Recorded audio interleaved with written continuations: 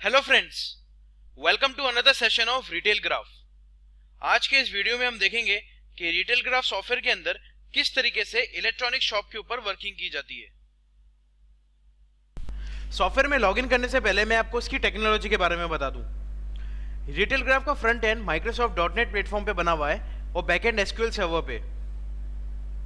Retail graph को single store और multiple stores के अकॉर्डिंग बनाया गया है।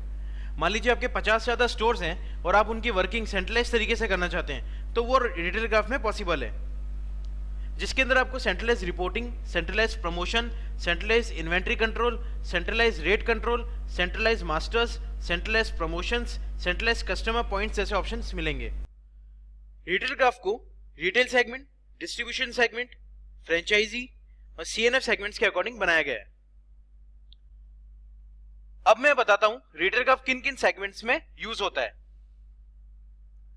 Departmental store, chemist pharmacy stores, mobile stores, readymade garment stores, cosmetic stores, electronic shops, FMCG stores, auto parts, gift stores, homeopathy stores, readymade retail jewellery stores, home furnishing stores, restaurants, sanitary and hardware stores, shoe stores, sports store, book store, consign job works, branch and CNFs, wholesale and semi wholesales, distribution management.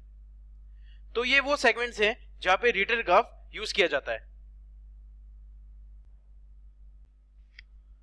अब software में login करने के लिए आपको user name और password की requirement होगी, जो कि बाय डिफॉल्ट एडमिन और एडमिन रहेगा।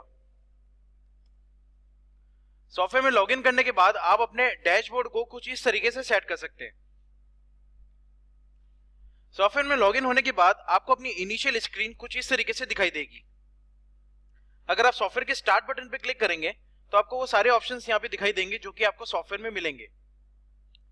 अब इनको मैनेज हम लोगों ने इस तरीके से किया हुआ है कि जैसे सेल्स है तो सेल्स से रिलेटेड जितने भी ऑप्शंस हैं वो सेल्स में मिलेंगे, और जो आपको ऑप्शंस सेल्स में मिलेंगे वो है सेल्स इनवॉइस।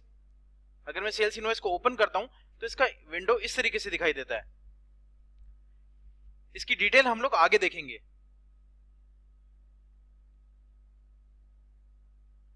सेल्स इनवॉइस के बाद सेल्स इनवॉइस टच स्क्रीन। अगर आप टच स्क्रीन मॉड्यूल में जाना चाहते हैं तो वो ऑप्शन भी सॉफ्टवेयर में अवेलेबल है।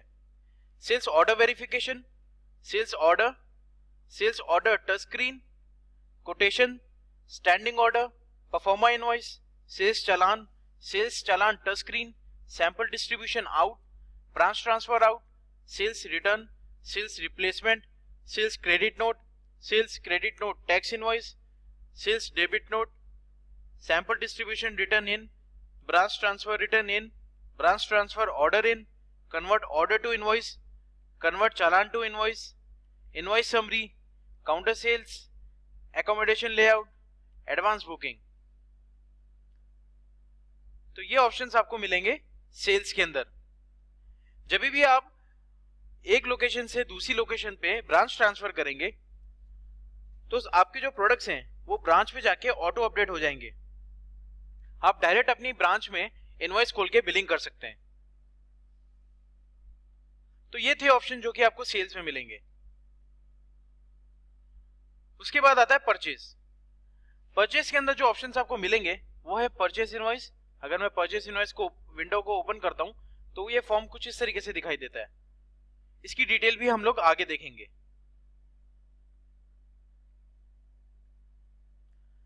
परचेज इनवॉइस के बाद purchase order verification, purchase order book, purchase challan, sample distribution in, branch transfer in, purchase return, purchase replacement, purchase debit note tax invoice, purchase credit note, sample distribution return out, branch transfer return out, branch transfer order out, calculate sales rate, reset sales rate, create RCM invoice. Purchase के अंदर एक option मिलेगा आपको reset sales rate का।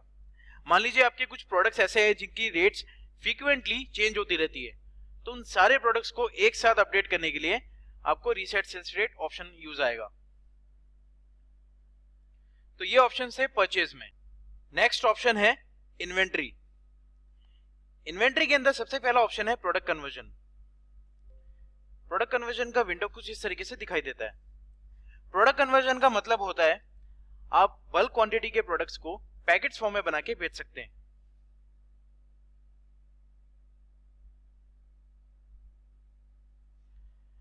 इसके साथ में जो इन्वेंट्री में ऑप्शंस हैं वो है issue location transfer, receive location transfer, issue indent location transfer, receive indent location transfer, reconcile current stock, shortage, surplus.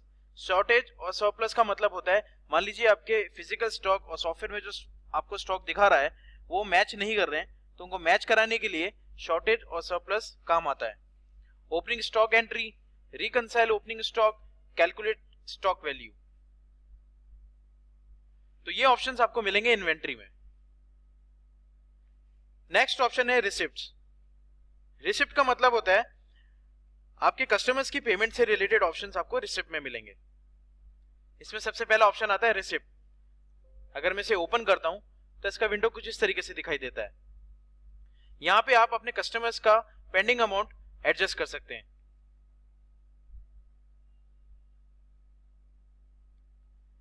इसके साथ जो ऑप्शंस आपको रिसिप्ट में मिलेंगे वो है receipt entry, deposit cheques, dishonoured cheques, return cheques, pending sales, opening balance, PDC2 deposit, receivables, receivable agings, reconcile receivables, marketing group wide outstanding.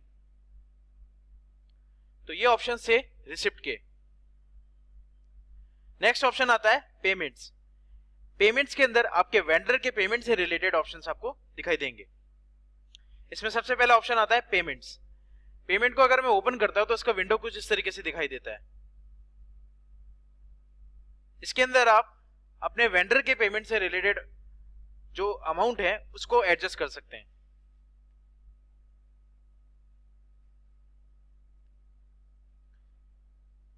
इसके अंदर जो ऑप्शंस आपको मिलेंगे वो है cheque cleared, cheque book, pending purchase bill, opening balances, PDC2 cleared, payables, payable agings, reconcile payables. उसके बाद आता है अकाउंट्स। अकाउंट्स के अंदर आप अपना बैंक अकाउंट मेंटेन कर सकते हैं। Bank reconciliation, general voucher, receipt voucher, payment voucher, counter voucher और वेरीफाई वाउचर्स के थ्रू। इसके बाद आता है पेरोल। पेरोल के अंदर आप अपने स्टाफ की सैलरी स्ट्रक्चर को मेंटेन कर सकते हैं। नेक्स्ट ऑप्शन है जीएसटी बीटा। जीएसटी बीटा के थ्रू आप अपनी रिटर्न्स को गवर्नमेंट के पोर्टल पे अपलोड कर सकते हैं। इसके अंदर हमने दो तरीके दे रखे हैं। पहला तरीका है कि आप अपनी एक्सेल और जेसन फाइल को एक्सपोर्ट कर लें और उसे गवर्नमेंट के पोर्टल पे जाकर अपलोड कर दें। दूसरा तरीका है जीएसटी रिटर्न भरने का कार्वी के थ्रू। आप कार्वी के पोर्टल पे जाकर रजिस्ट्रेशन करके अपनी फाइल्स को डायरेक्ट गवर्नमेंट के पोर्टल पे अपलोड कर सकते हैं। तो ये दोनों ही ऑप्शंस सॉफ्टवेयर के अंदर अवेलेबल हैं। नेक्स्ट ऑप्शन है व्यू। व्यू के अंदर आपको बहुत सारी क्वेरीज मिलेंगी। व्यू ऑप्शन का मतलब है कि इन क्वेरीज का कोर हिस्ट्री देखना। फॉर एग्जांपल अगर मैं प्रोडक्ट क्वेरी का फॉर्म को ओपन करता हूं तो मेरा ये फॉर्म कुछ इस तरीके से दिखाई देगा। यहाँ पे मैं प्रोडक्ट को बारकोड से स्कैन करके भी सर्च कर सकता हूं या फिर मैन्युअली भी इस प्रोडक्ट को सेलेक्ट कर सकता हूं।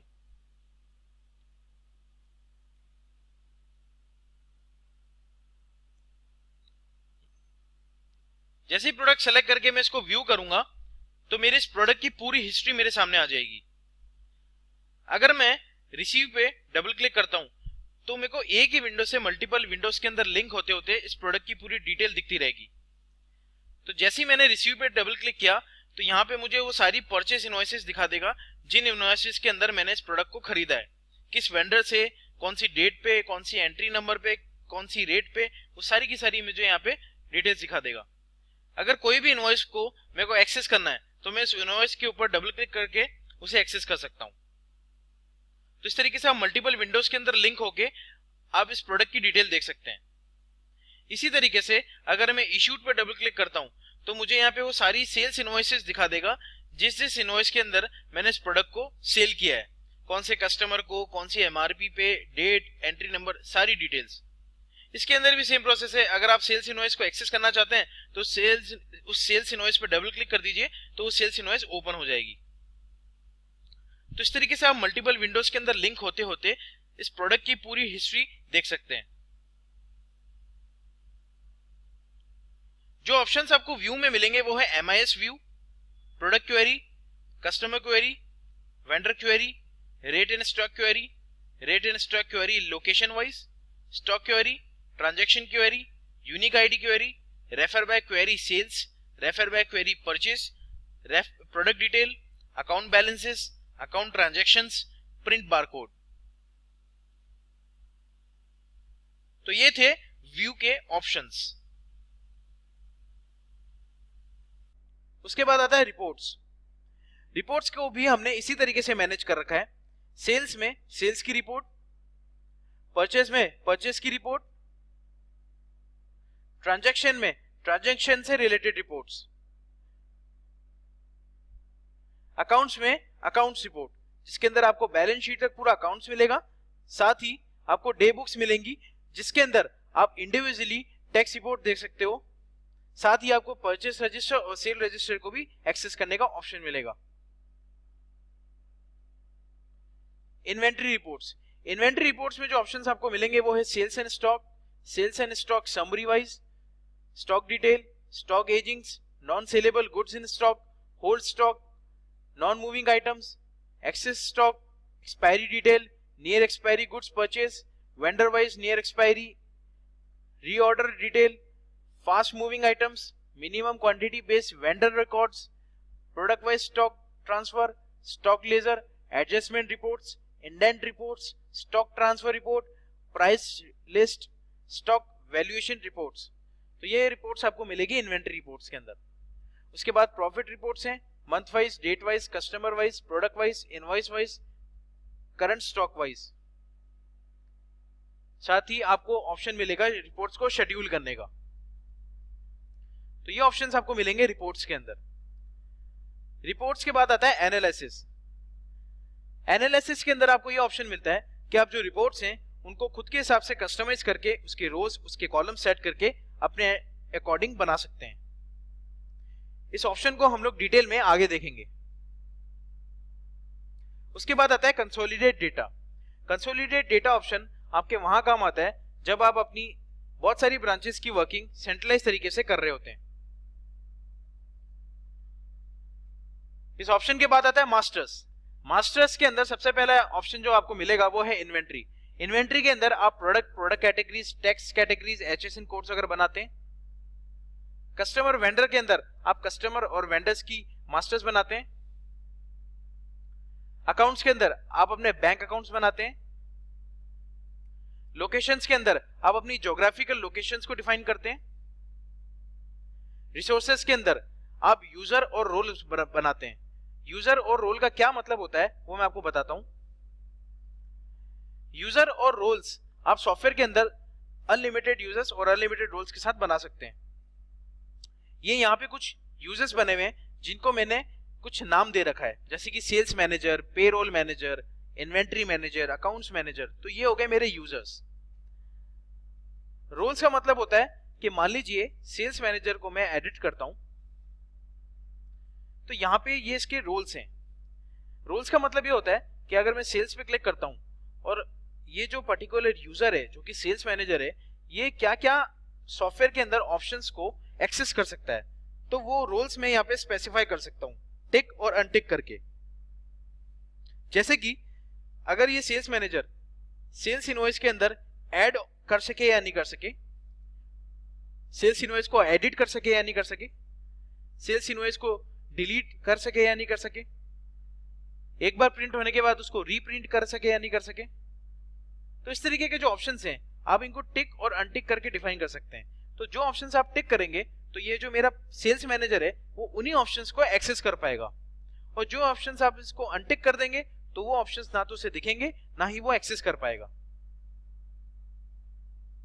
साथ ही साथ जो ऑप्शंस आपको एडमिन पैनल में दिख रहे हैं, जैसे कि मैं स्टार्ट बटन पे क्लिक करता हूं और जैसे एक एग्जांपल लेता हूं जैसे सेल्स, तो आपको जो इतने सारे ऑप्शन सेल्स में दिख रहे हैं आप इनको भी कम ज्यादा कर सकते हैं। जो ऑप्शंस आपको नहीं चाहिए या फिर आपको लगता है कि अभी यूजफुल नहीं है और विजिबिलिटी में नहीं चाहिए, तो आप उन ऑप्शंस को वहीं से रोल्स में जाकर टिक और अनटिक करके कम और ज्यादा कर सकते हैं। तो इस विंडो को भी और इन ऑप्शंस को भी आप अपने अकॉर्डिंग कस्टमाइज कर सकते हैं।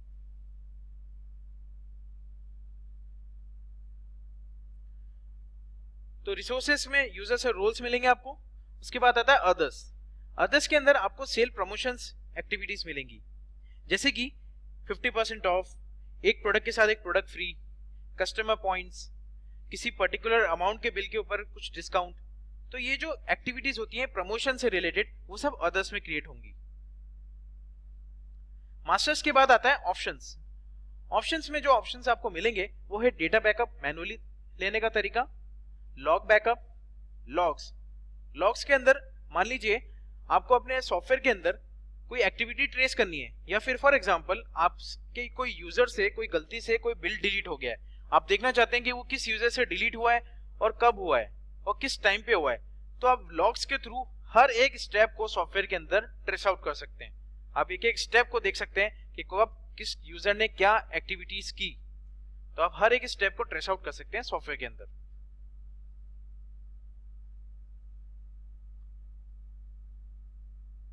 तो ये ऑप्शंस आपको मिलेंगे ऑप्शंस में। साथ ही आपको मिलेगा फाइनेंशियल ईयर चेंज करने का, अगर आपकी ब्रांचेस या यूजर्स हैं तो उनको यूजर चेंज करने का, ब्रांच चेंज करने का, तो ये सब ऑप्शंस में आपको मिलेंगे। उसके बाद आता है टूल्स। टूल्स के अंदर एसएमएस और ईमेल की फैसिलिटीज हम लोगों ने दे रखी है। अगर आप चाहते हैं कि आपके कस्टमर या वेंडर्स को एसएमएस या ईमेल्स के थ्रू कोई नोटिफिकेशंस आप भेजते रहें, तो वो ऑप्शंस अवेलेबल हैं सॉफ्टवेयर के अंदर। साथ ही आप इनको शेड्यूल भी कर सकते हैं। मान लीजिए आपके कोई वेंडर को कोई रिपोर्ट भेजनी है, या कोई बर्थडे या फिर कोई एनिवर्सरी का नोटिफिकेशन या ईमेल एसएमएस के थ्रू भेजना है, तो आप वो भी कर सकते हैं शेड्यूल। अगर आपको कोई वेंडर को रिपोर्ट भेजनी है तो आप रिपोर्ट सेलेक्ट करके ईमेल और एसएमएस सेलेक्ट कर सकते हैं। साथ ही आप ट्रांजेक्शन सेलेक्ट कर सकते हैं, किस ट्रांजेक्शन की आपको रिपोर्ट भेजनी है। तो यहाँ ट्रांजेक्शन हैं सारे के सारे, कौन से फाइल, कौन से अटैचमेंट के अंदर होनी चाहिए, Excel, HTML, PDF, RTF, text file, जैसी भी आपको अटैचमेंट टाइप चाहिए उसको भी आप सेलेक्ट कर सकते हैं। मंथ, वीक, टाइम, डेट, आप सब कुछ सेलेक्ट कर सकते हैं। एक बार उसको सेट कर दिया यहाँ पे, आप इसको सेव करेंगे तो बैकएंड के अंदर ये जो शेड्यूल है ये ऑटोमेटिक काम करता है, आपको मैनुअली कुछ करने की जरूरत नहीं है। तो ये ऑप्शंस आपको मिलेंगे टूल्स के अंदर। टूल्स के बाद आता है हेल्प। हेल्प के अंदर आपको अपनी कंपनी इंफॉर्मेशन अबाउट अस के अंदर दिखेगी, जिसके अंदर आपकी पूरी डिटेल होगी। शॉर्टकट कीज दिखेंगी, जिसके अंदर सॉफ्टवेयर के अंदर कुछ ऑप्शंस को एक्सेस करने के शॉर्टकट कीज का डिटेल दे रखा है, तो आप यहीं से एक्सेस कर सकते हैं। अगर आप टीम वेयर पे कनेक्ट कराना चाहते हैं कस्टमर केयर के अंदर, तो ऑनलाइन सपोर्ट का यूज कर सकते हैं। ट्रेनिंग गाइड के थ्रू आप ऑप्शंस को देख सकते हैं सॉफ्टवेयर के अंदर के ट्रेनिंग गाइड के अंदर किस तरीके से हम लोगों को ऑप्शन दे रखे हैं किसी चीज को यूज करने के, तो आपको ट्रेनिंग गाइड में मिलेंगे। तो इस तरीके के ऑप्शंस हम लोगों ने मेन्यू के अंदर दे रखे हैं, हेल्प मेन्यू के अंदर।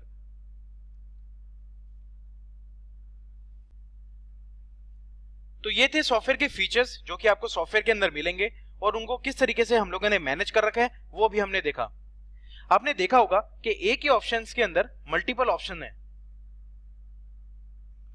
इन ऑप्शंस को मैनेज करने के लिए हम लोगों ने इसको इस तरीके से सेट कर रखा है कि मान लीजिए सेल्स इनवॉइस है, आपके डेली बेसिस पे काम आता है, तो आप अगर इस पे माउस का राइट क्लिक करते हैं तो इसे पिन टू टास्क बार भी कर सकते हैं और सेंड टू डेस्कटॉप भी कर सकते हैं। तो यहाँ पे अगर जैसे ही मैं सेंड टू डेस्कटॉप पे क्लिक करूंगा तो मेरा शॉर्टकट आइकन मेरे डेस्कटॉप पे बन जाएगा। इसी तरीके से अगर मैं परचेज इनवॉइस मेरी डेली बेसिस पे काम आती है, तो मैं परचेज इनवॉइस पे राइट क्लिक करके सेंड टू डेस्कटॉप करूंगा तो मेरे डेस्कटॉप पे आइकन्स बनते जाएंगे जो जो मैं शॉर्टकट बना रहा हूँ। तो मैं डायरेक्टली सॉफ्टवेयर के अंदर लॉगिन करके उन आइकन्स पे डबल क्लिक करके उन्हें एक्सेस कर सकता हूँ। साथ ही आप देख सकते हैं कि टास्क बार के अंदर भी आपको कुछ ऑप्शंस प्री डिफाइंड दे रखे हैं जो कि सॉफ्टवेयर में आपको मिलेंगे। अगर आप अपने माउस का पॉइंटर इनके ऊपर लेके जाते हैं तो आपको पता चलता रहेगा कि ये ऑप्शंस किस चीज के लिए हैं। इनके ऊपर क्लिक करके आप इन्हें डायरेक्ट एक्सेस कर सकते हैं। इसके अलावा हमने एक ऑप्शन और दे रखा है जो कि है मल्टीपल विंडोज का। अगर आप इस एरो के ऊपर क्लिक करेंगे तो आपकी मल्टीपल विंडोज बनना स्टार्ट होगी। जैसे कि ये अदर्स की विंडो है, ये एनालिसिस की विंडो। मान लीजिए आपके सीएनएफ या फिर फ्रेंचाइजी है, उस सीएनएफ और फ्रेंचाइजी के ऊपर आप अपने फर्म का वॉलपेपर या फिर लोगो सेट करके रखना चाहते हैं तो आप वो भी कर सकते हैं। अगर आप चाहें तो इस स्क्रीन के ऊपर कुछ प्री डिफाइंड आइकन्स को भी सेट कर सकते हैं जो कि आपके उस फ्रेंचाइजी या फिर उस CNF पे डेली बेसिस पे काम आते हैं। तो इस तरीके से आप मल्टीपल विंडोज सॉफ्टवेयर के अंदर बना सकते हैं।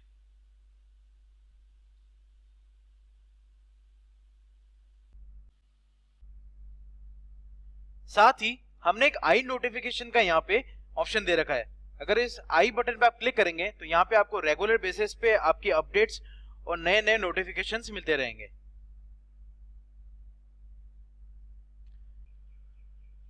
तो ये थे रीडर ग्राफ का यूजर इंटरफेस कि क्या क्या ऑप्शंस आपको सॉफ्टवेयर के अंदर मिलेंगे और किस तरीके से उन्हें आप कस्टमाइज कर सकते हैं। अब हम देखेंगे कि रीडर ग्राफ के अंदर किस तरीके से इलेक्ट्रॉनिक शॉप की वर्किंग की जाती है। इसके लिए सबसे पहले हम लोग बनाएंगे एक प्रोडक्ट बनाने के बाद हम करेंगे परचेस, और परचेस करने के बाद हम करेंगे सेल। सबसे पहले प्रोडक्ट बनाने के लिए मुझे स्टार्ट बटन पे क्लिक करके मास्टर्स में आके इन्वेंट्री में आके प्रोडक्ट को सेलेक्ट करना होगा। तो ये है मेरा प्रोडक्ट मास्टर। जैसा कि आप देख सकते हैं कि प्रोडक्ट मास्टर बिल्कुल एक्सेल पैटर्न पे बना हुआ है। आप इन कॉलम्स को ड्रैग एंड ड्रॉप करके बड़ा और छोटा कर सकते हैं।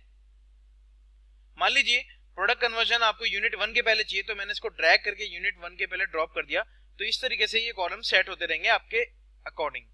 तो इस सारे कॉलम्स को आप अपने हिसाब से कस्टमाइज कर सकते हैं। साथ ही मान लीजिए आपको अपने व्यू के अंदर एलियास ऑप्शन नहीं चाहिए, तो मैं माउस का राइट क्लिक करूंगा, हर फॉर्म के ऊपर एक ऑप्शन आता है सेट ग्रिड लेआउट। तो जैसे इसको मैं सेलेक्ट करूंगा तो यहाँ पे मुझे वो लिस्ट खुल जाएगी।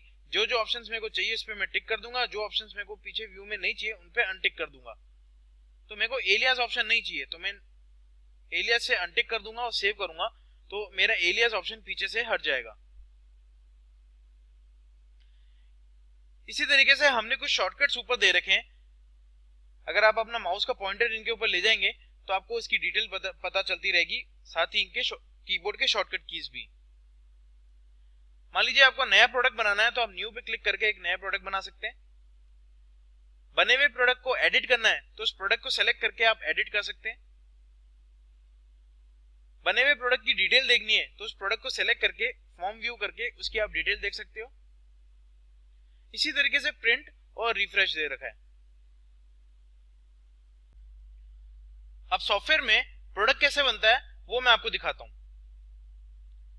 मेरे पास एक प्रोडक्ट बना हुआ है, उसको मैं एडिट करके दिखा रहा हूं कि वो किस तरीके से मैंने वो बनाया है। तो यह है मेरे प्रोडक्ट मास्टर का फॉर्म।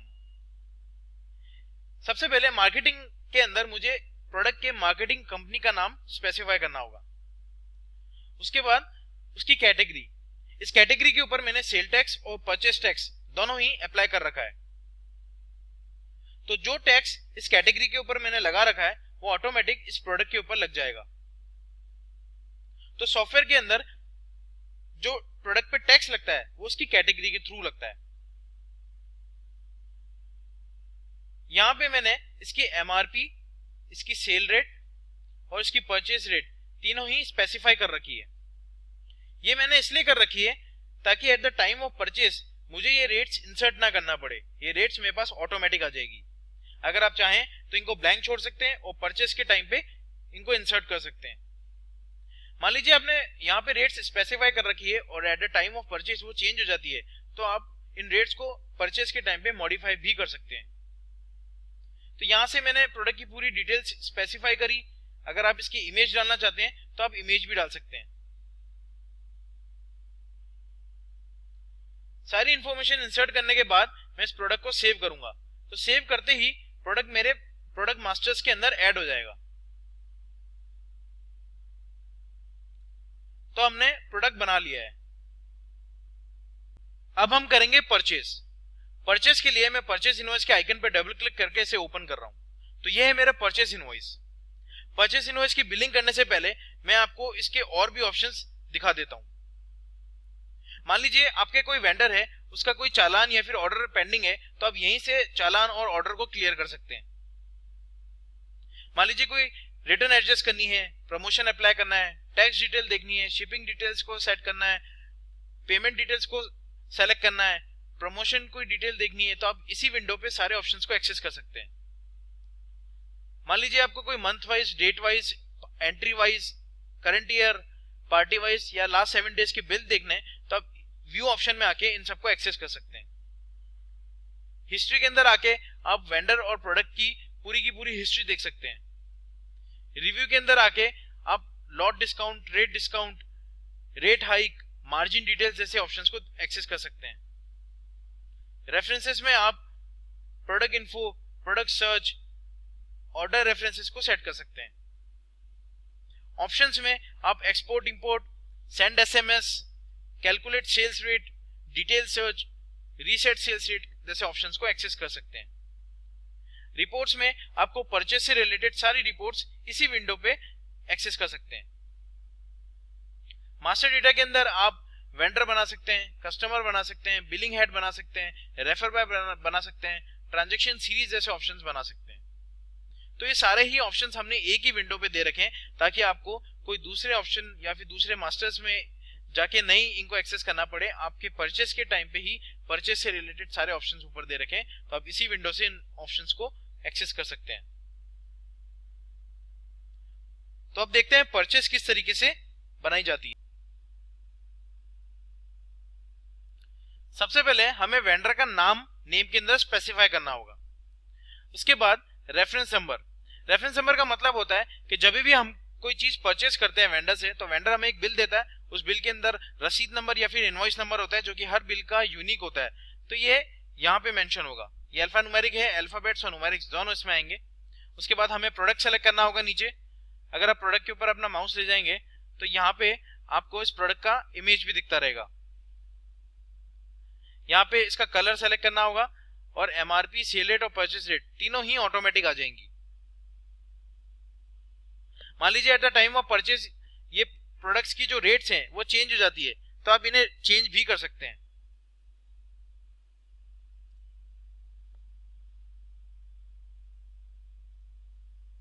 यहाँ पे मैंने क्वांटिटी स्पेसिफाई करी और इस प्रोडक्ट के जो यूनिक नंबर्स आते हैं इन प्रोडक्ट्स के ऊपर वो यहाँ पे यूनिक आईडी के अंदर स्पेसिफाई कर दिए।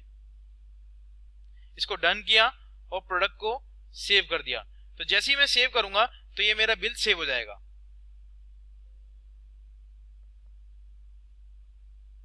तो इस तरीके से हम करते हैं परचेज।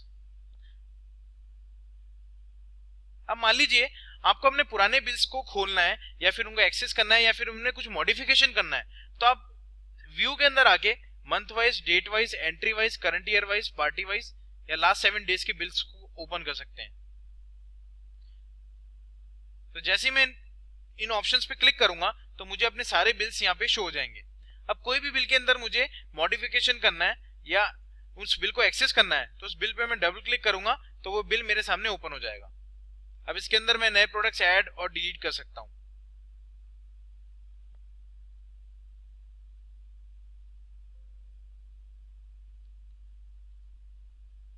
तो ये था मेरा परचेज। अब हम देखेंगे सेल्स।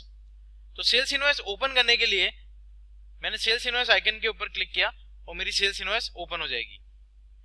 जैसा कि आप देख सकते हैं कि सेल्स की विंडो और परचेज की विंडो बिल्कुल सेम है दिखने में। जो ऑप्शंस आपको परचेज में मिले थे वो के वो आपको सेल्स में भी मिलेंगे। फर्क सिर्फ इतना है, वहां पे आपको परचेज से रिलेटेड ऑप्शंस मिले थे, यहाँ पे आपको सेल्स से रिलेटेड मिलेंगे। तो वो सारे ही ऑप्शंस यहाँ पे भी अवेलेबल हैं।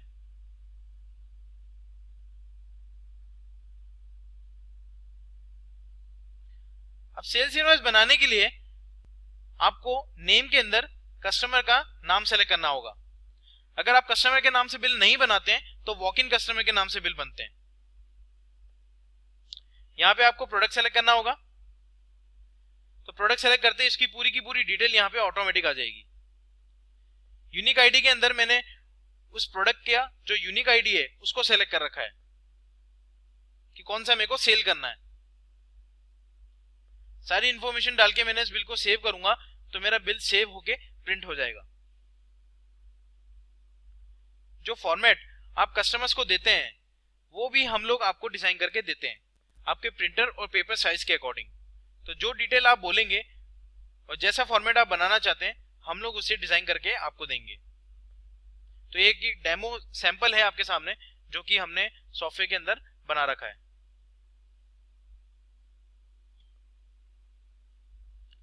सेल्स में भी सेम प्रोसेस है। अगर आपको पुराने बिल खोलने हैं या फिर उसमें कोई मॉडिफिकेशन करना है, तो आप व्यू के अंदर आके ऑप्शन सेलेक्ट करके आप उन बिल को एक्सेस कर सकते हैं। बिल ओपन होने के बाद में आप इसके अंदर जो भी मॉडिफिकेशन करना चाहते हैं आप वो कर सकते हैं। मान लीजिए आपको कस्टमर का मास्टर्स मेंटेन नहीं करना है, आपको डायरेक्ट उस कस्टमर के नाम से बिलिंग करनी है, तो यहाँ पे आप डायरेक्ट कस्टमर का नाम मेंशन करके उसका फोन नंबर एड्रेस यहाँ पे डाल के आप प्रोडक्ट को सेलेक्ट करके उसकी बिलिंग कर सकते हैं। तो उस केस में आपका जो कस्टमर है उसका मास्टर्स मेंटेन नहीं होगा। साथ ही मान लीजिए आपका कस्टमर नहीं बना हुआ या फिर आपका प्रोडक्ट नहीं बना हुआ है सेल या फिर परचेस के टाइम पे, तो आप डायरेक्टली इसी विंडो के अंदर न्यू ऑप्शन को सेलेक्ट करके, जहां पे भी आप ये ड्रॉप डाउन देखेंगे वहां पे न्यू ऑप्शन जरूर होगा, तो डायरेक्टली आप न्यू ऑप्शन को सेलेक्ट करके वेंडर या फिर कस्टमर बना सकते हैं। तो ये मैंने कस्टमर का फॉर्म खोला है, तो आप डायरेक्टली उस न्यू को सेलेक्ट करके कस्टमर बना सकते हैं। अगर आपका प्रोडक्ट नहीं मिल रहा, प्रोडक्ट बनाना है, तो आप प्रोडक्ट भी बना सकते हैं न्यू को सेलेक्ट करके। ये सेम चीज परचेस के अंदर भी अप्लाई होती है। सेल्स के अंदर भी आप इन ग्रेड्स को अपने अकॉर्डिंग सेट कर सकते हैं। मान लीजिए आपको कोई डिस्काउंट का कॉलम इसमें ऐड करना है, तो सेट ग्रेड लेआउट खोल के आप यहाँ पे जो ऑप्शन यहाँ पे दिखा रहा है उनको इनेबल और डिसेबल कर सकते हैं। तो मान लीजिए मेरे को कोई लॉट डिस्काउंट का एक ऑप्शन इसमें चाहिए, तो ये मैंने लॉट डिस्काउंट के आगे टिक करा और सेव कर दिया, तो मेरा लॉट डिस्काउंट का जो ऑप्शन है वो पीछे इनेबल हो जाएगा। इसे मैं ड्रैग एंड ड्रॉप करके अपने अकॉर्डिंग सेट भी कर सकता हूँ। तो ये सारे ही ऑप्शंस कॉमन रहते हैं हर फॉर्म के ऊपर, भली वो सेल्स हो भली वो परचेज हो। तो आप अपने अकॉर्डिंग इस पूरे यूआई को कस्टमाइज कर सकते हैं।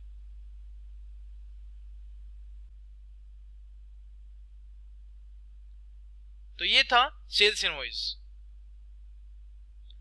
तो इस तरीके से एक ट्रांजैक्शन पूरा होता है जिसके अंदर हमने सबसे पहले एक प्रोडक्ट बनाया, प्रोडक्ट बनाने के बाद हमने उसका परचेस किया और परचेस करने के बाद हमने उसे सेल किया।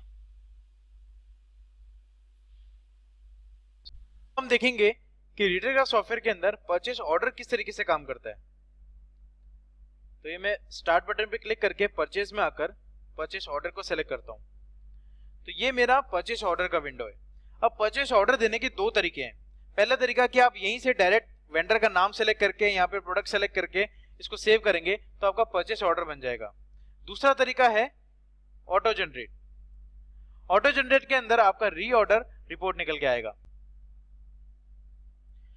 इसके अंदर आप दो तरीके से इस रिपोर्ट को देख सकते हैं। पहला है मैक्सिमम डेज और मिनिमम डेज के अकॉर्डिंग, और दूसरा है मिनिमम एंड मैक्सिमम क्वांटिटी के अकॉर्डिंग। आप इसके अंदर अपने शो बेस्ट वेंडर के थ्रू भी रीऑर्डर कर सकते हैं। अगर आप नॉट ऑर्डर्ड पे क्लिक करते हैं तो यहां पे आप अलग अलग तरीके की रिपोर्ट देख सकते हैं। अगर मैं अपने माउस पॉइंटर को इन कलर्ड बॉक्सेस पे लेके जाता हूं तो ये किस बेसिस पे मेरे को रिपोर्ट निकाल के देंगे वो उसकी डिटेल आपको शो हो जाएगी। तो किन प्रोडक्ट्स पे मुझे एक्शन लेना है, किन प्रोडक्ट्स को मेरे को चेक करना है और कौन से प्रोडक्ट्स मेरे ओके हैं, तो उसकी अकॉर्डिंग मेरी रिपोर्ट निकल के आ जाएगी। तो जैसे जैसे मैं माउस लेके जा रहा हूं वैसे वैसे इन बॉक्सेस की डिटेल मेरे सामने आ रही है, तो उसी अकॉर्डिंग इन पे क्लिक करने के बाद में मेरी रिपोर्ट जनरेट होगी। तो ये था परचेस ऑर्डर का तरीका। उसके बाद में हम देखेंगे रिसीवेबल एजिंग्स। रिसीवेबल एजिंग्स का मतलब होता है कि जिन जिन कस्टमर से आपको कुछ लिमिटेड टाइम के अंदर पेमेंट कलेक्ट करना है उनकी डिटेल किस तरीके से देखी जाती है। तो ये रिसीवेबल एजिंग्स पे मैंने क्लिक किया, सॉफ्टवेयर के स्टार्ट बटन पे क्लिक करने के बाद रिसिप्ट में आके रिसीवेबल एजिंग्स, यहाँ पे मैंने कुछ एजिंग्स में डेज को डिफाइन कर रखा है। 30 days, 60 days, 90 days, 120 days. Days define करने के बाद मैं जैसे ही व्यू करूंगा तो मेरे उन कस्टमर्स की डिटेल आ जाएगी जिनका ड्यू अमाउंट पड़ा है और जिनसे मेरे को पेमेंट कलेक्ट करना है 30 दिन के अंदर, 60 दिन के अंदर, 90 दिन के अंदर, 120 दिन के अंदर या फिर उससे ज्यादा। तो उनकी पूरी डिटेल मेरे सामने यहाँ पे आ जाएगी। ये था रिसीवेबल एजिंग। इसके साथ में आप सॉफ्टवेयर के अंदर और भी कुछ कस्टमाइजेशन कर सकते हैं, जैसे कि आप स्टार्ट बटन में आकर,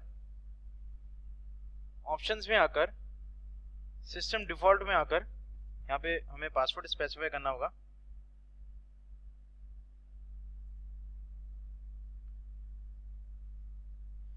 सिस्टम डिफॉल्ट के अंदर आप अलग अलग चीजों को सॉफ्टवेयर के अंदर अपने अकॉर्डिंग सेट कर सकते हैं। जैसे कि यहाँ पे कंपनी इन्फो के अंदर आपको अपनी फर्म से रिलेटेड सारी इंफॉर्मेशन मिलेगी, जिसके अंदर आप उनको स्पेसिफाई करके सेव कर सकते हैं। पोस्टिंग अकाउंट एंड बारकोड्स के अंदर आप अपने पोस्टिंग अकाउंट को स्पेसिफाई कर सकते हैं और बारकोड को सेट कर सकते हैं। प्रोडक्ट इन्फो के अंदर आपको प्रोडक्ट की क्या क्या डिटेलिंग आपको चाहिए और क्या क्या चीजें एक्सेस करनी है, उनको टिक और अनटिक करके अपने हिसाब से सेट कर सकते हैं।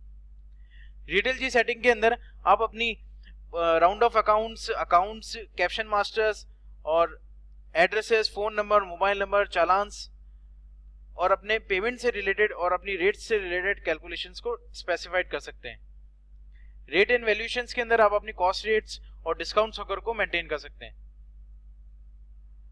फॉन्ट्स एंड प्रिंटर के अंदर आप अपने प्रिंटर और अपने जो फॉर्मेट्स होते हैं उनको सेट कर सकते हैं। पेरोल के अंदर आप अपने पेरोल मास्टर्स को सेट कर सकते हैं। कैप्शन मास्टर के अंदर अगर मान लीजिए आपको नेम ऑप्शन, जैसे सेल और परचेस के अंदर जहां पे हम लोग प्रोडक्ट का नाम डालते हैं, वहां नेम की जगह इंग्लिश में नहीं चाहिए, आपको मराठी या फिर किसी दूसरी लैंग्वेजेस में आपको वो नेम ऑप्शन चाहिए, तो आप उसको चेंज कर सकते हैं, मराठी, बंगाली, अपने अकॉर्डिंग जो भी लैंग्वेज आप यूज करना चाहते हैं, तब वो कैप्शन मास्टर में चेंज कर सकते हैं। और पासवर्ड पॉलिसी के अंदर आप अपने पासवर्ड्स को अपने अकॉर्डिंग सेट कर सकते हैं। तो ये थे सिस्टम डिफॉल्ट्स के कुछ ऑप्शंस जो कि आप अपने एंड पे यूज कर सकते हैं और अपने अकॉर्डिंग सेट कर सकते हैं। इसके बाद हम देखेंगे export and import. Export import के लिए हमको स्टार्ट बटन पे क्लिक करके ऑप्शंस में आकर एक्सपोर्ट इंपोर्ट को सेलेक्ट करना होगा। तो आप अपना डेटा जो है वो एक्सपोर्ट इंपोर्ट भी सॉफ्टवेयर के अंदर कर सकते हैं। अगर आपको ट्रांजैक्शन से रिलेटेड एक्सपोर्ट इंपोर्ट करना है तो आप ट्रांजैक्शन में आकर अपने ट्रांजैक्शन को एक्सपोर्ट और इंपोर्ट कर सकते हैं। अगर आपको वाउचर्स एक्सपोर्ट इंपोर्ट करने हैं तो आप वाउचर्स कर सकते हैं। अगर आप अपने ट्रांजैक्शन को टैली के अंदर एक्सपोर्ट करना चाहते हैं तो आप वो भी कर सकते हैं। अगर आप अपने फॉर्मेट को एक्सपोर्ट इंपोर्ट करना चाहते हैं तो आप वो कर सकते हैं। अगर आप अपने एक्सपोर्ट डेटा फॉर आवाज करना चाहते हैं, मान लीजिए आपकी कोई परचेज है, उसको आप डायरेक्टली सॉफ्टवेयर में चढ़ाना चाहते हैं, तो वो स्टैंडर्ड आवाज फॉर्मेट में अगर हो तो वो ऑटोमेटिक सॉफ्टवेयर के अंदर डायरेक्टली चढ़ सकती है।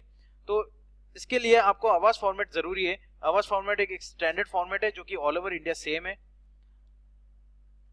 उसी के साथ अगर आपको इन्वेंट्री से रिलेटेड कोई एक्सपोर्ट इंपोर्ट करना है, कोई product category, tax categories, marketing group, attribute, colour, stock location, HSN codes वगैरह, तो आप ये भी एक्सपोर्ट इंपोर्ट कर सकते हैं।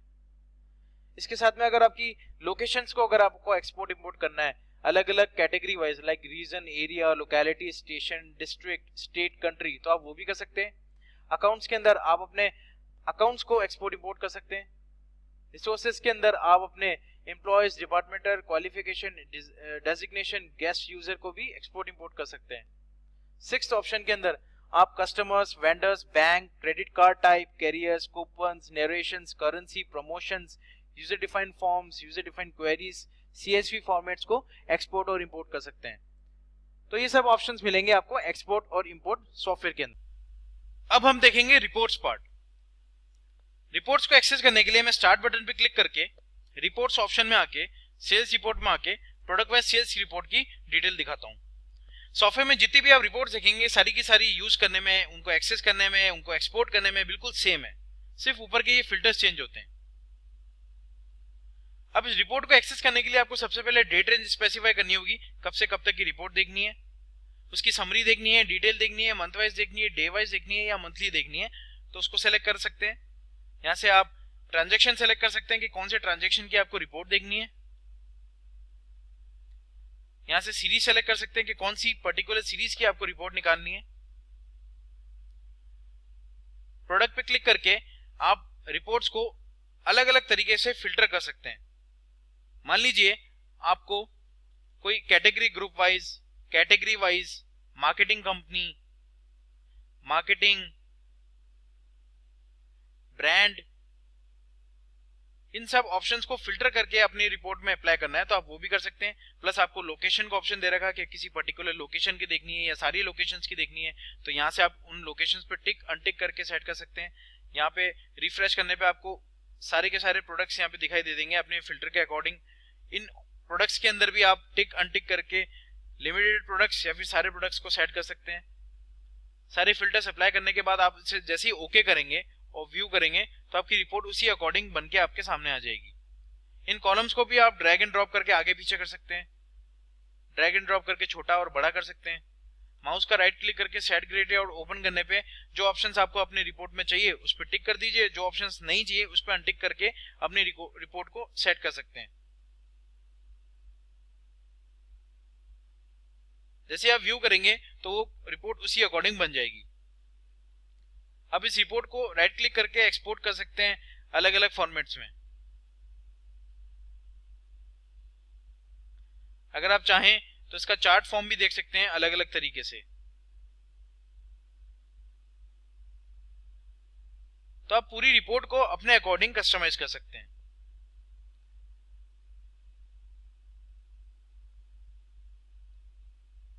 मान लीजिए आपको कैटेगरी प्रोडक्ट वाइज रिपोर्ट देखनी है, तो आपने कैटेगरी और प्रोडक्ट पे टिक किया और व्यू किया तो आपकी जो रिपोर्ट है वो कैटेगरी प्रोडक्ट वाइज निकल के आ जाएगी। मान लीजिए आपको कैटेगरी ब्रांड वाइज रिपोर्ट देखनी है, तो कैटेगरी और ब्रांड पे टिक करके व्यू करूंगा तो मेरी रिपोर्ट भी उसी अकॉर्डिंग बनती रहेगी। तो इस तरीके से हम लोग पूरी रिपोर्ट को अपने अकॉर्डिंग कस्टमाइज करके बना सकते हैं। ये था रिपोर्ट्स पार्ट। अब हम देखेंगे एनालिसिस रिपोर्ट्स। एनालिसिस रिपोर्ट्स को एक्सेस करने के लिए आप स्टार्ट बटन पे क्लिक करके एनालिसिस में आके एनालिसिस रिपोर्ट को ओपन करना होगा। एनालिसिस रिपोर्ट का फायदा ये मिलता है आपको कि आप रिपोर्ट्स को अपने अकॉर्डिंग कस्टमाइज करके बना सकते हैं। एनालिसिस रिपोर्ट्स पाइवट टेबल के जैसे काम करती है। इसको बनाने के लिए सबसे पहले आपको जो ये फील्ड्स आ रहे हैं इसमें आपको टिक करने होंगे कि जो जो ऑप्शंस आपको अपनी रिपोर्ट में चाहिए आप उसे टिक कर दीजिए। तो जैसे आप टिक करेंगे तो वो एनालिसिस ग्रिड के अंदर वो ऑप्शंस ऐड होते रहेंगे। अब इस रिपोर्ट को आप अपने हिसाब से कस्टमाइज कर सकते हैं। मान लीजिए नेम टू डिस्प्ले है, वो आपको कॉलम्स में चाहिए तो आपने ड्रैग ड्रॉप कर दिया नेम टू डिस्प्ले को कॉलम्स में। स्ट्रेंथ आपको वैल्यूज में चाहिए तो आपने स्ट्रेंथ को वैल्यूज में ड्रैग एंड ड्रॉप कर दिया। स्टेट को आपको कॉलम्स में चाहिए तो आपने ड्रैग करके ड्रॉप कर दिया स्टेट को कॉलम्स में। तो आपकी रिपोर्ट भी आप देख सकते हैं उसी अकॉर्डिंग बनती जा रही है।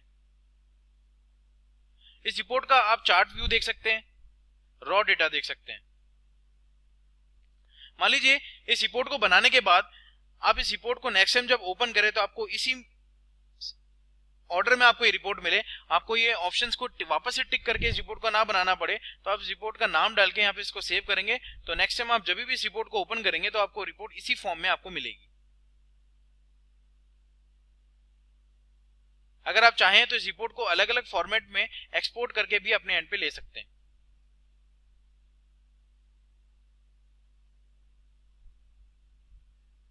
तो ये था एनालिसिस पार्ट। तो इस तरीके से रिटेल ग्राफ के अंदर इलेक्ट्रॉनिक स्टोर की वर्किंग हैंडल की जाती है।